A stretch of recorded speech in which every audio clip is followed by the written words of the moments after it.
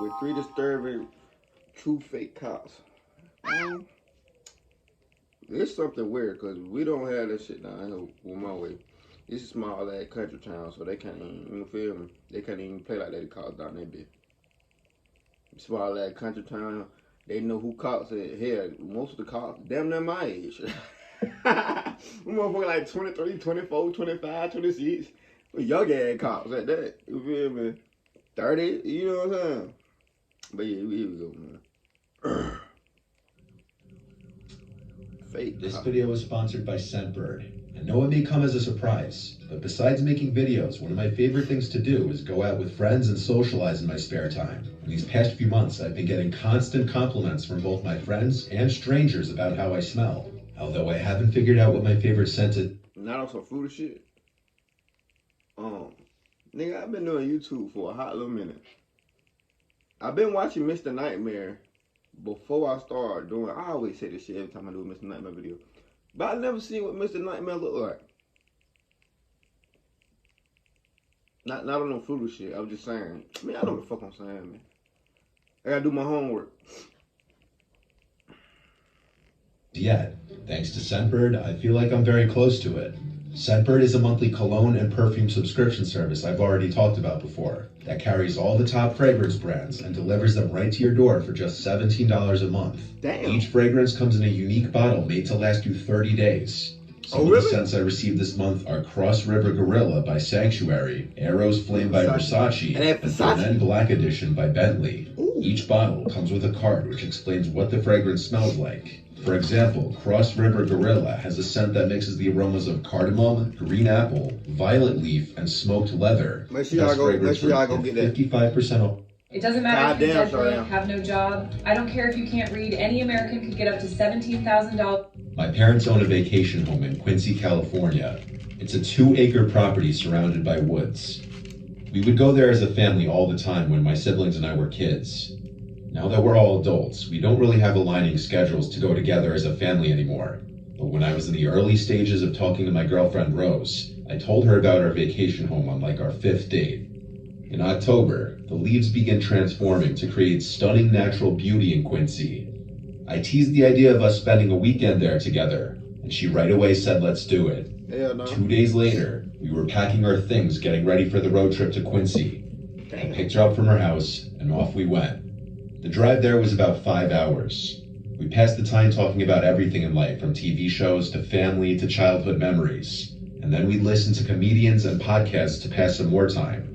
When we finally made it to Quincy, we drove through the cute little village first because I wanted to show her how nice it was there.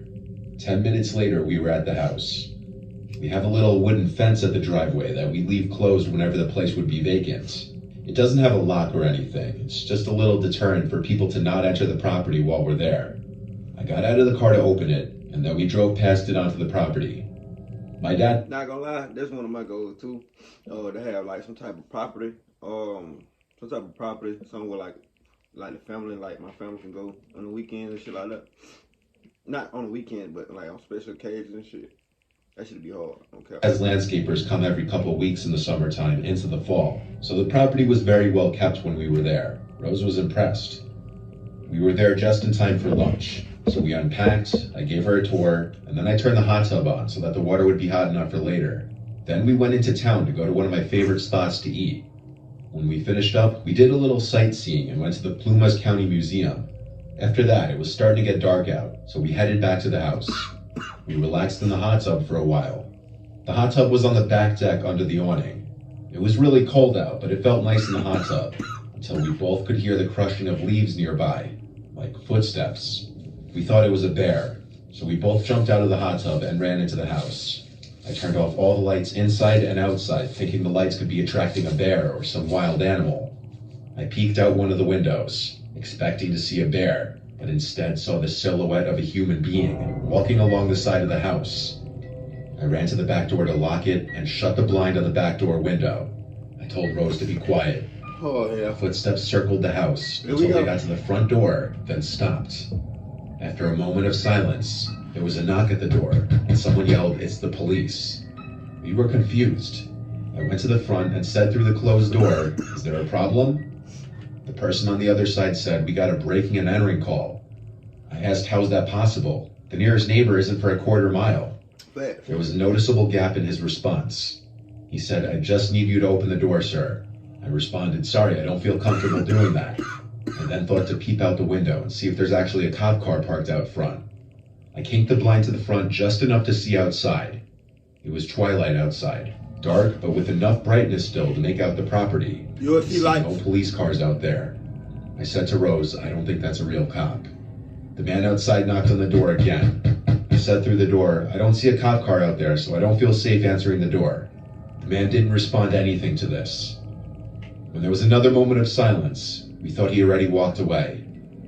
A couple minutes passed and we were still in the living room talking to each other. Then heavy footsteps clomped away from the door. I ain't the police type of nigga, but in this instance, I would call the police to make sure we were really the police before we can have a real police come out of this motherfucker. They can arrest that motherfucker.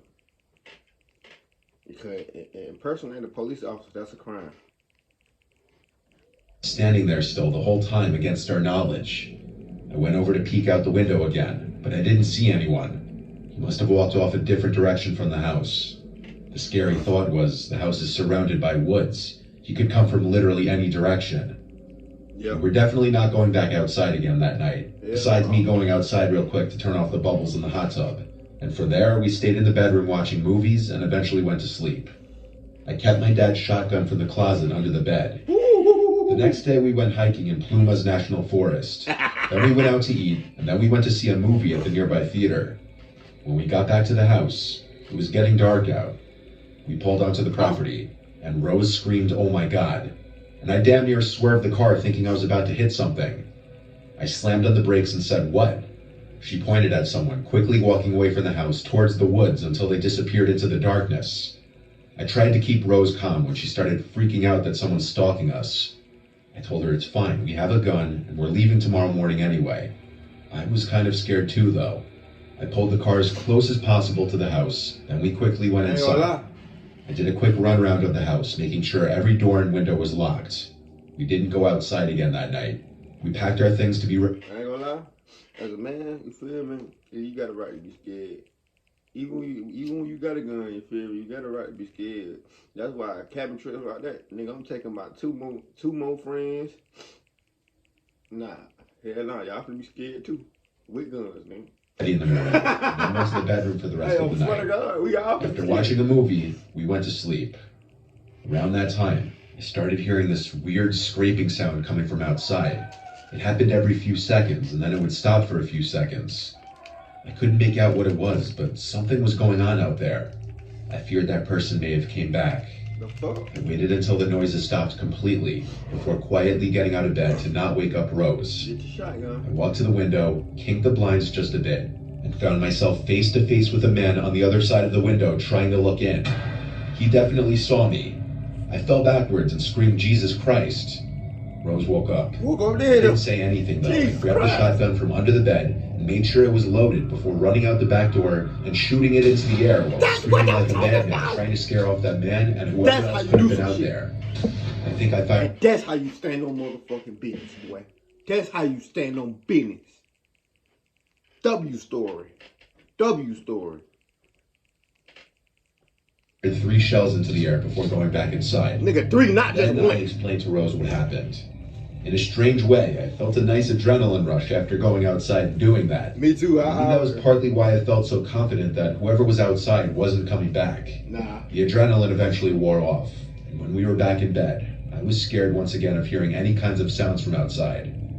We made it through the night, and the next morning I did call the police just to file a report on the whole thing. My family and I have been back there a few times since the story, and thankfully that guy never came back. I bet he did. At least while we were there. You're getting scammed and you're honestly dumb if you haven't caught on to this, but you were supposed to get $6,400 from the government last night.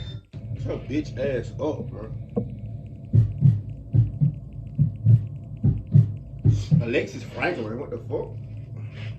I was driving through Colorado in the middle of the night. I was in Tabernash at this point, and it must have been like 1 a.m. I stopped to get some gas and grab a snack at a gas station. After that, I got straight back on the road. Though there weren't any cars on the road at this hour, especially not the roads I was on, I still obeyed the speed limit because it was late, I was tired, and you never know where a cop could be hiding. I was going around 55 on this winding road, and all of a sudden, that dreaded flashing of lights appeared in my rearview mirror. I looked in my mirror and saw the car behind me with the flashing white and red lights. So I pulled over, but not before looking at my speed and confirming that I was only going maybe 2 miles per hour over the speed limit. I pulled onto the side of the road, and so did the vehicle behind me. I was beyond annoyed. I'd never been pulled over before at the time, and I'm always a cautious and careful driver. I immediately felt like I was being pulled over unlawfully. As the officer stepped up to my car, I lowered the window, and he greeted me, asking for my license and registration. I tried to act like I know my rights and would not just bend over backwards for him. So I asked, "Is there a reason you pulled me over?" He said he'll get to that in a minute. I told him I know I wasn't speeding or swerving and none of my taillights are out, so I don't want to hand you my license if this is an unlawful stop. Thanks. Then I took a look at his uniform. It looked off. He was in all black with a black vest on that resembled a police vest, but his vest didn't say police anywhere on it. His badge didn't say police either. Drive off. It said Criminal Task Force. What? He kept insisting for my license and registration, What? and I actually just flat out asked him, "Are you an actual cop?" He replied, "I'm part of the undercover unit." Then he asked for my license again. I asked him for his badge number. He said he didn't have to give that to me. What? Yes, I you knew enough do. about traffic stops to know that was a lie. I ain't gonna lie to you. I would have drove off. It wouldn't have been my first high speed chase. He would have had to catch me. I ain't gonna lie. Bitch, show me you real. When I see them lights behind my ass, about 3-4 lights behind me, I pull over. I also took note that his lights were only red and white, lacking blue. Oh no. I wasn't 100% sure if this could be an indicator of a fake police officer, but along with everything else, it only made it more suspicious. The man started asking me to get out of the car. I said, "Respectfully, I'm not comfortable talking to you until you can get a supervisor here." He raised the volume of his voice and his tone got more assertive. As he repeated for me to get out of the car, I replied, "I don't think you're a real cop. If you are, you wouldn't have a problem getting your supervisor here." He rolled up the window a bit, Nope. and he didn't like this. He yelled at me to open the door as he put his hands on my window and tried unlocking the door. I Damn. pushed his hands off as I started the car and put it in drive. I heard him shout stop as I started flooring it away from him. My heart was racing, and by God, I was hoping I was right or I was going to jail. But at the same time, hoping I was right that this man was impersonating a cop showed just how terrifying of a situation I was in. As I was driving away, going the speed limit, I saw the car behind me with the lights on fast approaching. I did the only thing I could think to do, and that was to call 911. I told her on the phone that I was being chased by someone who I believed to be a fake cop.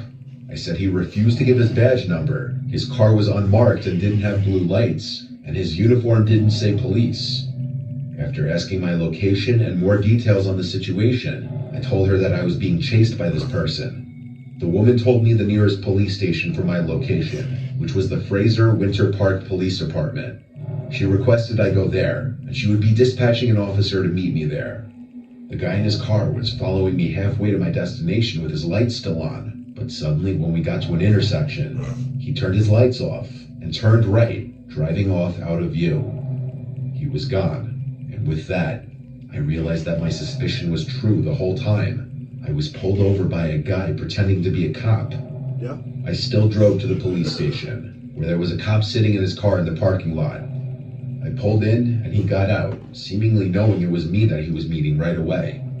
From there, I told him every last detail of the encounter, the guy's face, his car, and what intersection he turned right at. He took down my contact information, I'm guessing in case I'd need to be called in to identify the guy. After a few minutes, I was on my way. I'm glad I trusted my intuition and didn't get out of the car. I could only imagine where things would have went from. With over 400 You million would've been global gone, bro. users. So, what will you do on Bigo? Bigo. You're getting scammed and you're stupid if you haven't realized what's going on. There's a new stimulus program. There. I try to get everybody the monetization. That's why I want to try to not have ads. I want to see the ads. I'm 29 years old. I live alone in my house in a small town in Michigan on the weekends. I come here to escape from the city lifestyle that I spent most of my life growing up in and I'm sick of. I like being in a quiet, rural area, but I ain't gonna cap. Once you used to the city, like once you like the city and the country, like I'm from the country, like these small ass town I'm in, like I like it like that. But like when I go to Atlanta, like the city, and all that traffic and people, you know what I'm saying, walking downtown. A lot of people walking downtown. A lot of people downtown. Like I don't like that shit. Like I like, and they be driving fast the fuck up though too, like fast, like fast. Like I don't like all that shit. house and property is the kind of place horror movies are usually set. A house with a big property and the neighbors not right on top of you.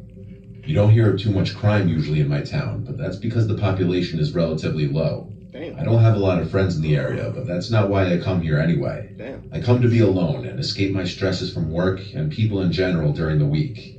One Friday, shortly after arriving at the house after my drive, I got a knock at the door. I opened it to a guy with a clipboard. Immediately, I knew he was selling something. He asked me if I was content with my security system. I said I don't have one, but I'm not really interested, and I made a joke that no one's breaking into this ugly house. He then went on his pitch, telling of all the recent break-ins in the area that, quite honestly, I had not heard about.